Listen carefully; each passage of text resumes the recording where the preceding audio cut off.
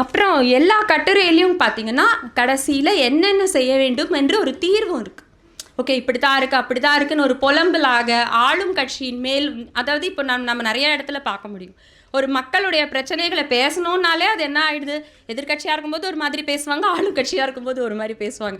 எல்லா நேரத்துலையும் ஒரே மாதிரி மக்களுக்காக பேசுகிறது யார்? மார்க்சிஸ்ட் கட்சி, இடதுசாரி கட்சிகள் தான். ஸோ அவங்க உண்மையிலேயே வந்து ஒரு ஒரு பிரச்சனையும் போது என்னென்ன தீர்வு செய்யணும் அப்படின்னு சொல்லி இருக்குது. நான் சில சமயம் அவர்கிட்ட கேட்டிருக்கேன், இதெல்லாம் செஞ்சுட்டாங்களா அப்படின்னு சொல்லிட்டு. சில சமயம் வெற்றிகள் கிடைக்கும், சில சமயம் வெற்றி கிடைக்காது. ஆனாலும் வந்து தொடர்ந்து போராடி கொண்டே இருக்கிறார். இதில் முக்கியமான நான் வந்து இன்னொரு விஷயம் பார்க்குறேன், சில விஷயங்களை மட்டும் சொல்லிடுறேன்.